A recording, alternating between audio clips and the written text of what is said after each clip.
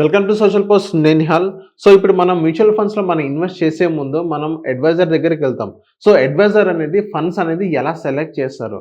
దీని గురించి మాట్లాడడానికి శ్రీనివాస్ రెడ్డి గారు ఉన్నారు. Mutual fund distributor. సార్‌తో మనం మాట్లాడదాం. Hello sir, welcome to social post. Thank you Nihal. Sir, ఇప్పుడు నార్మల్‌గా మ్యూచువల్ ఫండ్స్‌లో ఇన్వెస్ట్ చేసేటప్పుడు మనం గూగుల్ సెర్చ్ కానీ, చాట్‌జిపిటి, ఏఐ యూజ్ చేసి ఎంతో కొంత మనం ఫండ్ సెలెక్ట్ చేస్తాం. అవును. అదే కాకుండా అప్పుడప్పుడు మనం కొంతమంది కొంచెం ఏంటంటే అడ్వైజర్స్ దగ్గరికెళ్తారు. అవును. సో అడ్వైజర్స్ అనేది ఫండ్ ఎలా సెలెక్ట్ చేస్తారు? అంటే ఒక మనిషిని బట్టి చేస్తారా? లేకపోతే వాళ్ళ దగ్గర ఉన్న డబ్బును బట్టి సెలెక్ట్ చేస్తారా? ఒకటి టైం టెన్యూర్, అంటే ఎన్ని రోజులు అతను ఆ ఇన్వెస్ట్మెంట్ హోల్డ్ చేయగలుగుతాడు అన్నది మెయిన్. అంటే అక్కడ ఏమవుతుందంటే నేను స్మాల్ క్యాప్లో ఇన్వెస్ట్మెంట్ చేయాలా, మిడ్ క్యాప్లో ఇన్వెస్ట్మెంట్ చేయాలా, లార్జ్లో ఇన్వెస్ట్మెంట్ చేయాలా, లేకపోతే బ్యాలెన్స్డ్ కేటగిరీకి వెళ్ళాలనేది నాకు అర్థమవుతుంది. రెండోది, అతను కన్జర్వేటివ్ అగ్రెసివ్ అన్నది కూడా తెలుసుకోవాలి. ఈ ఫండ్ సెలెక్షన్ చేసే ముందు కన్జర్వేటివ్ అనేటప్పుడు నేను ఎలాంటి స్కీమ్లో సెలెక్ట్ చేయాలి, అగ్రెసివ్ అన్నప్పుడు నేను ఎలాంటి స్కీమ్ సెలెక్ట్ చేయాలి, ప్లస్ ఎక్స్పెక్టెడ్ రిటర్న్. అతను 8% సరిపోతుంది అనుకున్నాడా, 10% కావాలనుకుంటాడా, 12% కావాలనుకుంటాడు. లేదా కొంతమంది ఉంటారు నాకు ఇయర్లీ 50% కావాలి అనుకునే వాళ్ళు కూడా ఉంటారు. ఈ 3 కేటగిరీలను బట్టి ఇనీషియల్గా ఇతనికి ఏ కేటగిరీ సూట్ అవుతుందో మనం చెప్పగలుగుతాం. ఆ కేటగిరీ సూట్ అయిన తర్వాత విత్ ఇన్ ద కేటగిరీ కూడా నేను ఒక ఫండ్ సెలెక్ట్ చేసుకోవాలి. ఆ ఫండ్ సెలెక్ట్ చేసుకునేటప్పుడు జనరల్గా మనం ఏం మాట్లాడతాము అంటే last 3 years returns, last 5 years returns, last 10 years returns, 15 years return. అంటే ఎక్కడ కంఫర్ట్గా ఉంటే ఆ రిటర్న్ ప్రొజెక్ట్ చేసి మీరు ఫండ్ సెలెక్ట్ చేస్తారా. సపోజ్ ఒక ఎక్స్ ఫండ్ లో వచ్చేప్పటికి లాస్ట్ 3 years రిటర్న్ అంత బాగా, కానీ లాస్ట్ 15 years రిటర్న్ బాగుంది. మీరు 10 years 3 years లో రిటర్న్ బాగాలేదు, కానీ 10-15 years లో బాగుంది కాబట్టి 10-15 years ని కన్సిడర్ చేస్తారా, లేకపోతే మీరేమన్నా ఒక మెథడ్ని ఫాలో అవుతారా అని కనుక మీరు అడిగితే, నేనైతే లాస్ట్ 10-15 yearsలో ఏం జరిగింది అనేది ఓన్లీ అంటే రిటర్న్స్ని కంపేర్ చేయడం మాత్రమే చూపిస్తాం. కానీ పోర్ట్ఫోలియోలో లాస్ట్ 3 yearsలో 5 yearsలో 1 year 6 monthsలో ఏం జరుగుతుంది అనేది కొంచెం డీప్గా చెక్ చేసుకుంటాం. ఓకే. అంటే లాస్ట్ 10 yearsలో ఉన్న స్టాక్ ఈ రోజు అతని పోర్ట్ఫోలియోలో ఉండకపోవచ్చు.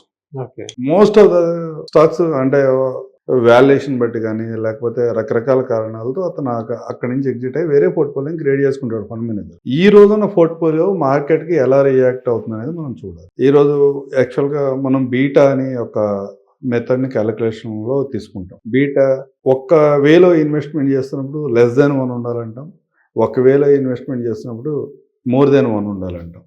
ఏంటి బీటా? మార్కెట్ ఫ్లక్చువేషన్ అవుతున్నప్పుడు మార్కెట్తో పాటు మన ఫండ్ ఎంతవరకు మార్కెట్తో పాటు వెళ్తుంది అనేది క్యాలిక్యులేట్ చేసుకోవడానికి ఉపయోగపడుతుంది. మార్కెట్ 1 ఉన్నప్పుడు నా ఫండ్ 0.8 బీటా ఉంది అంటే మార్కెట్ ఫ్లక్చువేషన్స్లో 80% డౌన్ సైడ్గా వస్తుంది, 100% రావట్లేదు.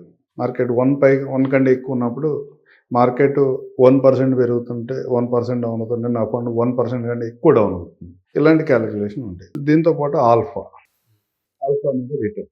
బెంచ్ మార్క్తో కంపేర్ చేస్తున్నప్పుడు నా ఫండ్ ఎంత రిటర్న్ జనరేట్ చేయగలదు. దాంతోపాటు ఇన్ఫర్మేషన్ రేషియో ఉంటుంది. ఒక ఫండ్ మేనేజర్ మార్కెట్తో పాటు బెంచ్ మార్క్ కన్నా ఇతను ఎంత రిటర్న్ ఎక్కువ అంటే లిమిటెడ్ రిస్క్లో ఎంత రిటర్న్ ఇతను క్యాప్చర్ చేయగలుగుతుంది అనేది ఇన్ఫర్మేషన్ అనే ఒక కాలం ద్వారా దొరుకుతుంది.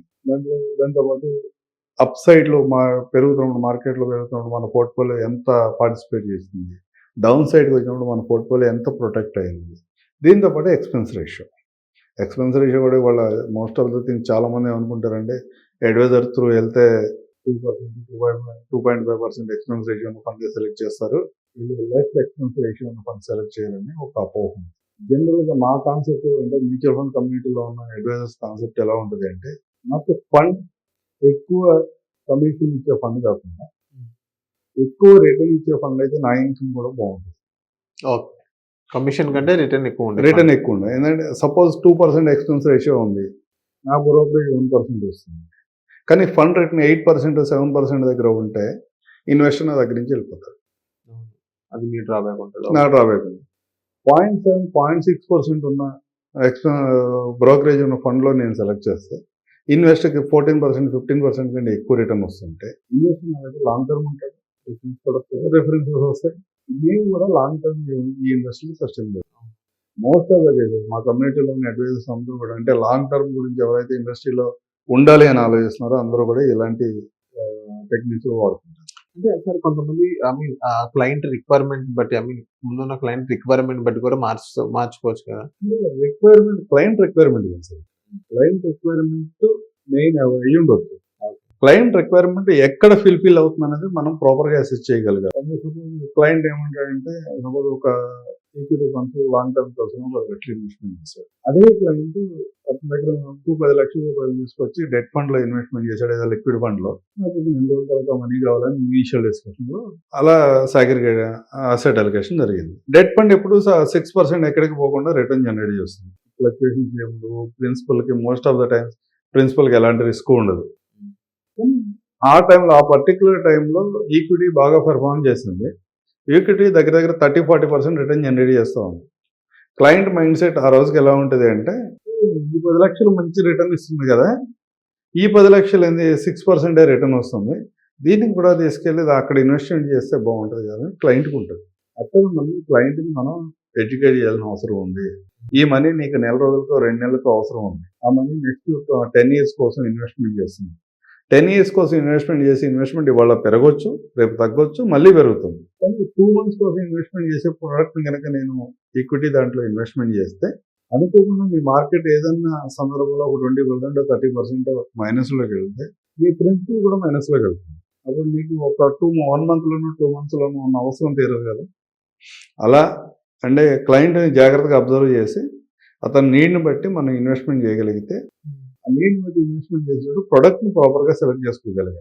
ఓన్లీ రిటర్నే కాకుండా డౌన్ సైడ్ రిస్క్ ఎంత ఉంటుంది, అప్ సైడ్ మార్కెట్ పెరుగుతున్నప్పుడు ఎంత పెరుగుతుంది, దాంతోపాటు లాస్ట్ 5 yearsలో రోలింగ్ రిటర్న్ ఉంటుంది. రోలింగ్ రిటర్న్స్లో ఫండ్ ఎలా ఉంది, ప్లస్ ఎక్స్పెన్స్ రేషియోస్ ఎలా ఉన్నాయి, ఎక్స్పెన్స్ రేషియో కూడా కొంచెం తక్కువ ఉండాలని చూసుకుంటాను ఎప్పుడు కూడా.